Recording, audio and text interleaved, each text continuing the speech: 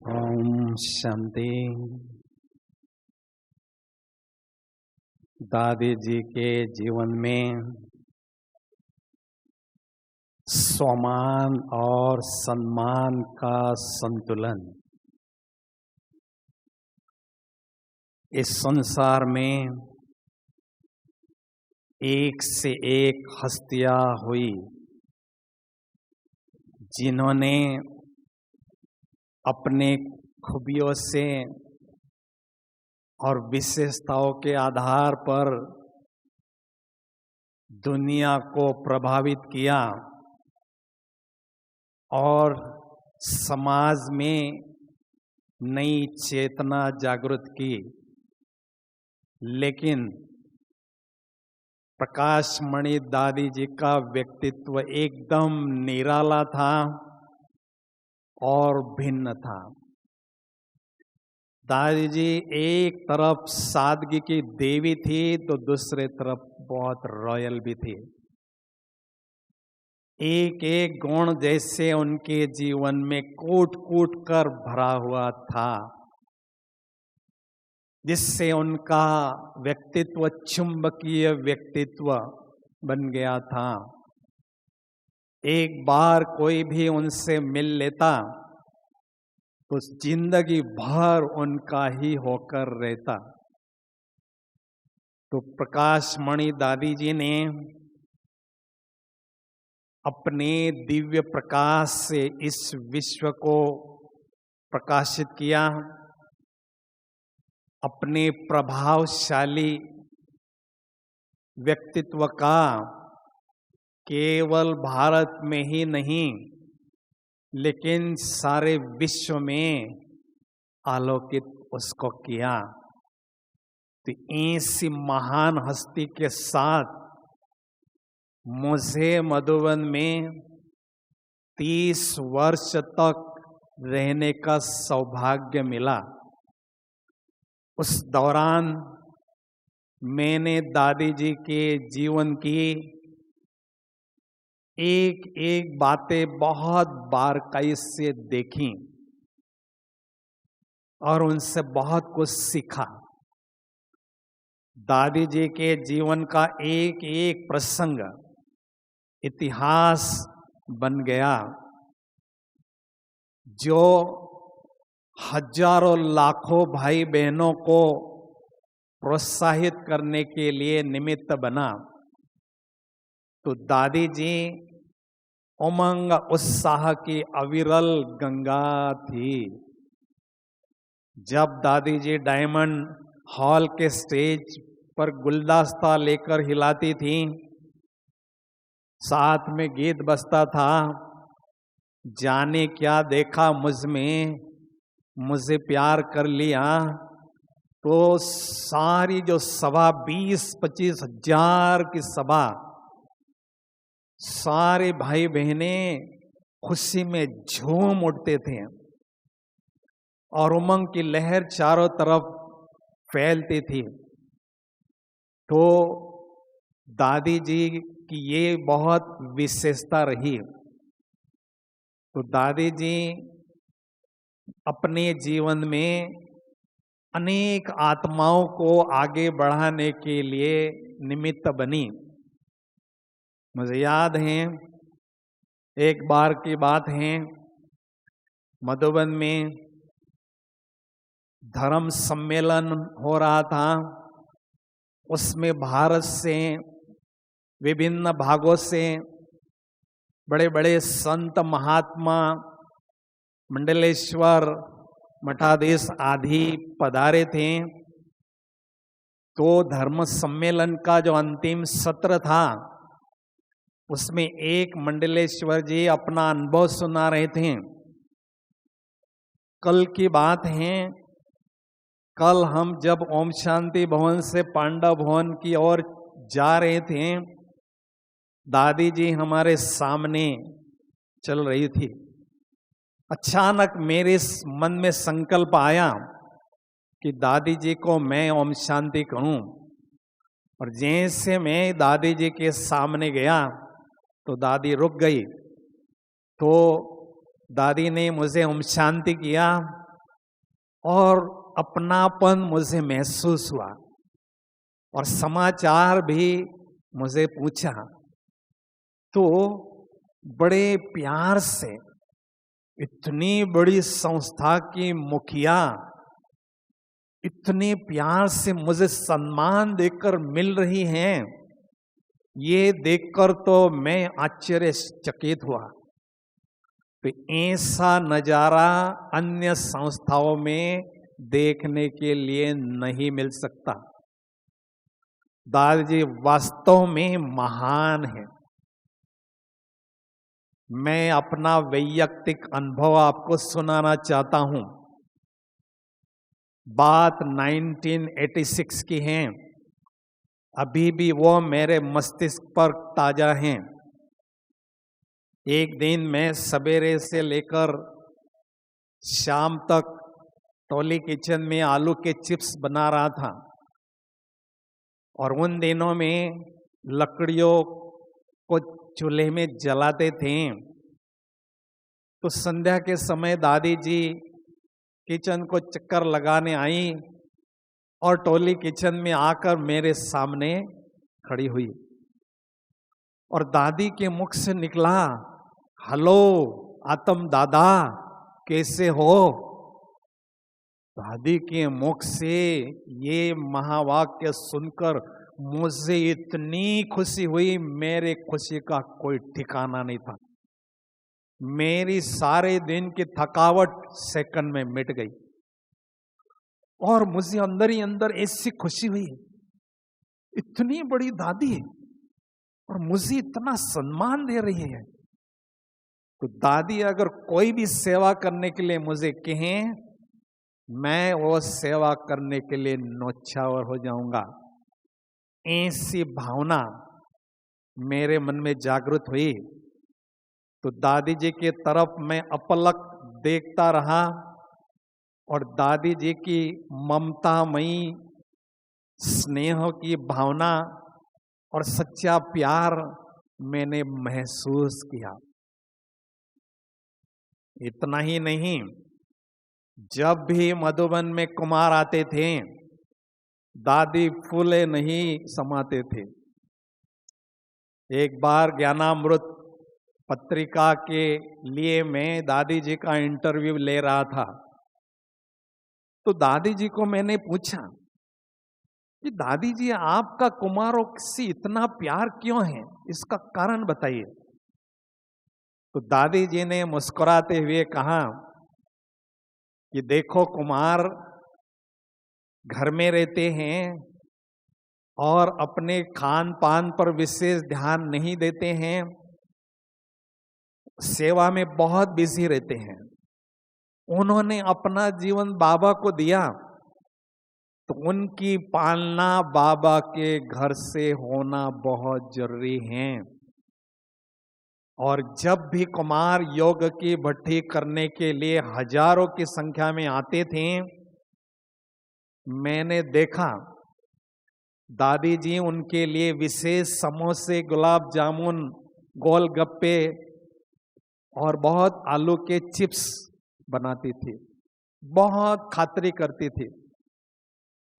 इतना ही नहीं, दादी जी कहती थी, ये बाबा के लाडले कुमार अगर बाबा के घर से संतुष्ट होकर जाएंगे तो बाबा की यज्ञ की सेवा अच्छी तरह से करेंगे और यज्ञ को संभालेंगे।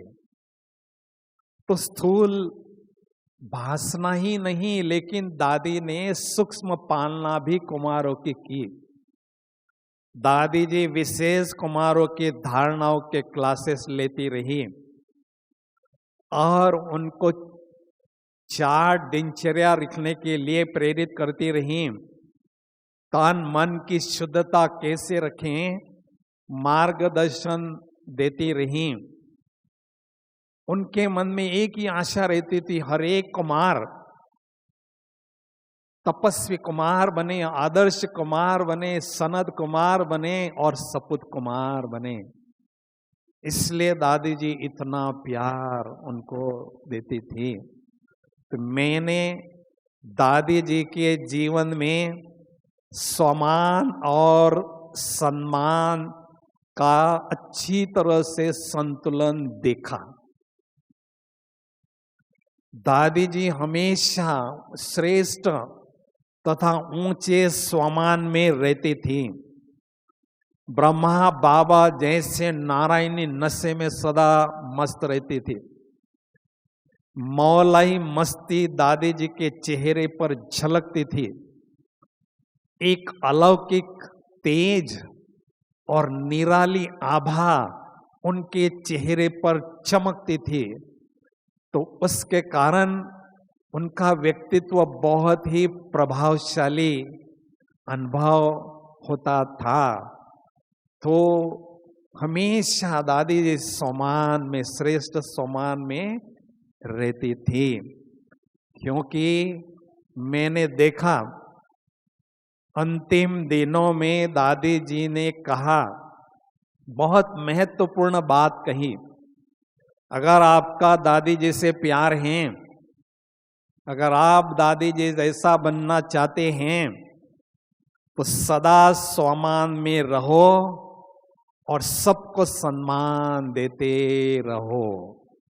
वास्तव में ये बात बहुत सत्य है। इस बात में बहुत गहरा राज छिपा हुआ है। सम्मान में सदा रहना। जब हम सदा सम्मान में रहते हैं तो हमारा डबल प्रोग्रेस होता है। पहली बात तो आत्मा में जो सुषुप्त शक्तियां होती हैं, वो सम्मान को धारण करने से सारी शक्तियां जागृत होने लगती हैं और हमारा व्यक्तित्व शक्तिशाली बनता जाता है। और दूसरी बात, सम्मान में स्थित रहने से सारे दिन भर में ईश्वरीय नशे की अनुभूति होती है, जिससे मन बुद्धि सदा हल्की फुल्की रहती है और ऊपर की ओर आत्मा को ले जाती हैं, मन बुद्धि को ले जाती हैं, बाबा के पास बिठा देती हैं। और बाबा से जो हमारा मधुर मिलन होता है, उसमें बहुत ही सुंदर और गहन अनुभव हमें होते हैं।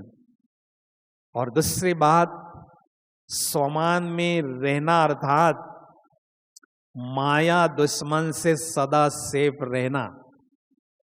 जब हम सम्मान में रहते हैं, आत्मा की शान में रहते हैं, तो ये माया के प्रलोभन हमें आकर्षित नहीं कर सकते हैं। माया दुश्मन से हम सदा सेफ रहते हैं। कहते हैं जितना ईश्वरीय नशे में चूर, उतना इस दुनिया से दूर। हम स्वतः ही स्वयं को अनुभव करने लगते हैं। दूसरी बात, जब हम सम्मान में रहते हैं तो आत्मा में रॉयल संस्कार धारण होने लगते हैं। क्योंकि हमारे बोल, हमारे संकल्प और हमारे कर्म श्रेष्ठ होते हैं, जिसके आधार से हमारे संस्कार भी श्रेष्ठ बनते जाते हैं। और वो श्रेष्ठ संस्कार हम अपने साथ ले जाते हैं, जिनके आधार पर भविष्य में हमें रॉयल परिवार में जन्म मिलता है। इसके साथ सम्मान में स्थित रहने से बहुत अच्छी तरह से अपनी आत्मा में दिव्य गुणों की धारणा भी ऑटोमेटिक होने लगती हैं। क्योंकि सम्मान में जब रहते हैं, बाबा से शक्तियां हमें मिलती हैं और ज्ञान से हमें युक्तियां भी मिलती हैं, जिससे दिव्य गुणों की धारणा हमारे जीवन में स्वतः ही होती हैं। तो सम्मान में रहने से बड़े भारी लाभ हमें अपने जीवन में होते हैं। सम्मान में रहने से हम स्वराज अधिकारी स्थिति की अनुभूति सहज करते हैं। जब आत्मा राजा समान के सिंहासन पर बैठता है तो मन और बुद्धि को जो भी ऑर्डर करता है वो ऑर्डर सहर्ष मानते हैं, आत्मा को वो सैल्यूट मारते हैं और परिणाम स्वरूप मन बुद्धि पर पूर्णतया नियंत्रण करके अनुशासन करने की कला हमें प्राप्त होती है, जिससे स्वराज अधिकारी स्थिति हमारी निखरने लगती है। और जो स्वराज अधिकारी बनते हैं वो भविष्य में विश्वराज अधिकारी स्वतः ही बनते हैं। इसलिए स्वमान में रहना बहुत ही महत्वपूर्ण बात ब्राह्मण जीवन में है। स्वमान का हाथ पकड़ने से भगवान का साथ हमें मिल जाता है। एक बार बाबा ने कहा था, स्वमान एक शब्द है, उस एक शब्द स्वमान को अगर धारण करेंगे तो बाप समान बन जाओगे। इतना गुह्य राज उसमें छिपा हुआ है। अभी सम्मान दूसरों को देते रहना।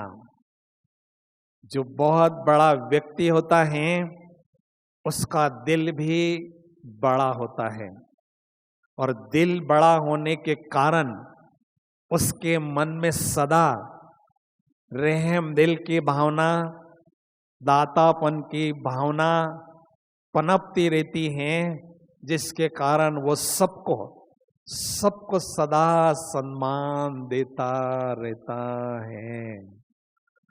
किसी की भी कमी उसको नजर नहीं आती है।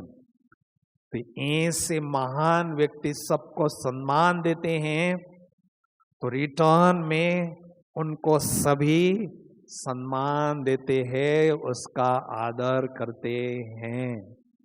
हमने देखा शिव बाबा से बढ़कर इस संसार में कोई भी नहीं है। बाबा के दिल में हम सभी आत्माओं के प्रति बहुत सम्मान है। तो बाबा इतनी महान हस्ती होते हुए भी मुरली के अंत में हम बच्चों को याद प्यार नमस्ते करते हैं। नमस्ते हमें करते हैं तो वो हमें बताते हैं प्रैक्टिकल करके कि कितनी मैं बड़ी हस्ती हूं और कितनी मैं निर्माण हूं, मैं कितना आपको सम्मान देता हूं। तो दादी जी के जीवन में ये धारणा बहुत अच्छी तरह से थी। हमने देखा जब भी ठंडी के दिन आते थे तो मधुबन निवासियों का दादी जी बहुत ध्यान रखती थी। मधुबन निवासियों को बुलाकर अपने हाथ से उनके मुख में मक्खन मानी खिलाती थी। जरूरत नहीं थी, लेकिन माँ का प्यार, माँ की ममता उनके व्यक्तित्व से हमेशा झलकती थी। तो इतना प्यार हमें कौन देगा? तो सबको सम्मान देने से दादी जी ने सभी को एक स्नेह के सूत्र में बांधा था। मुझे याद है शांति स्तंभ के पास एक वृक्ष है, उस पर एक लोहे की बेल टंगी हुई होती है। कोई भी इमरजेंसी काम होता है, मान लीजिए शांति स्तंभ पर अनाज सुखाने डाला है, बूंदा बूंदी बादल से शुरू हुई, जैसे बेल बजती थी सारे मधुबन निवासी भागे भागे जाते थे और सब मिलकर जितना भी अनाज की बोरिया है उसको समेट लेते थे।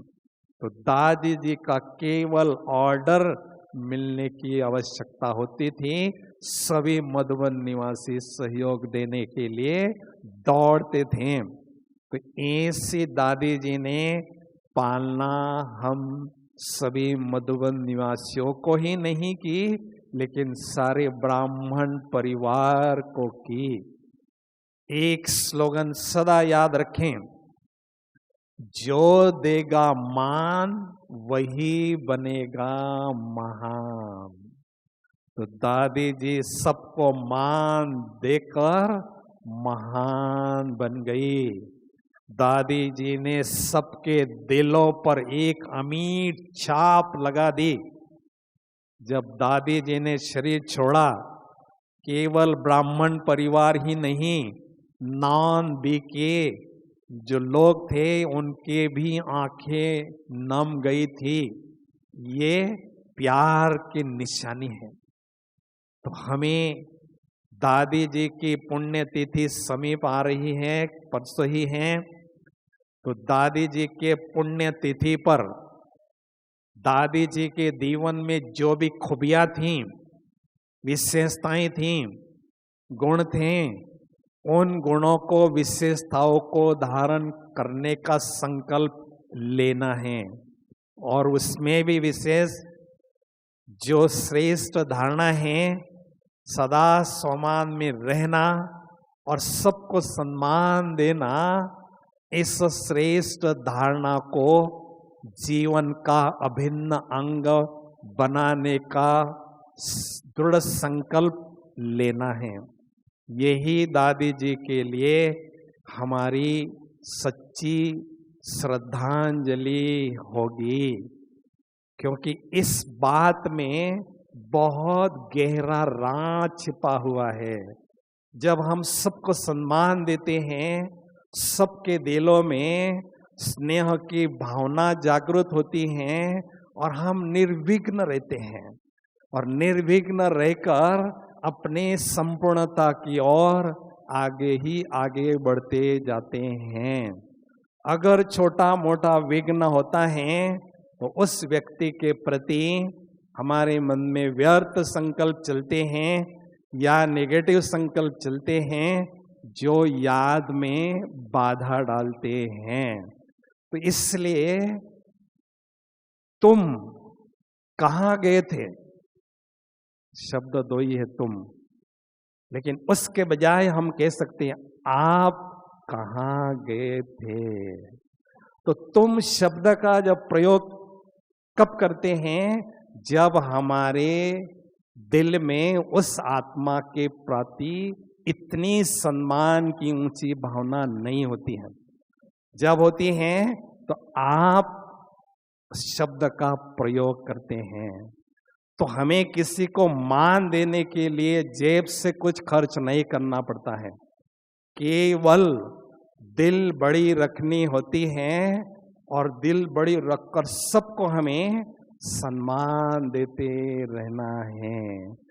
तो बाबा जो कहते हैं सतयुग में एक मिलन का, संस्कार का राज करेंगे, वो दिन दूर नहीं होगा, क्योंकि बाबा भी ऊपर से देख देख हर्षाते हैं, मेरे बच्चे स्नेह के धागे में बंधे हुए हैं और एक दो को बड़े प्यार से सत्कार देते हैं।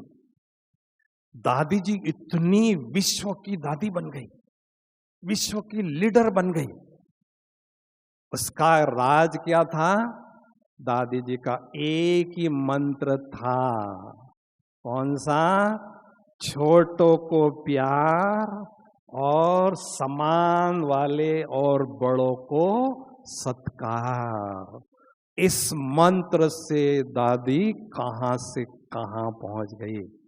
तो हमें दादी जी के पुण्य तिथि पर दृढ़ संकल्प करना है, अभी से सदा सम्मान में, ऊंची शान में रहना है और सबके प्रति बेहद की शुभ भावना रखना है और सबको सम्मान देते रहना है। तो ऑटोमेटिक आप देखेंगे दादी जी भी खुश रहोगी और बाबा भी खुश होंगे। दादी जी का हाथ भी हमारे सिर पर होगा और बाबा का वरदानी हाथ भी हमारे सिर पर होगा, क्योंकि मैंने देखा, इतने लाइफ में मैंने देखा बड़ों का हाथ हमारे सिर पर होना बहुत जरूरी है, क्योंकि बड़े जो होते हैं उनकी दिल की दुआएं हमें बहुत आगे बढ़ाती हैं। तो अभी हम सभी एक ही दृढ़ संकल्प करेंगे, सदा सम्मान में रहेंगे और सम्मान सबको देंगे। यही दादी जी के प्रति सच्ची श्रद्धांजलि अर्पित करेंगे। ओम शांति।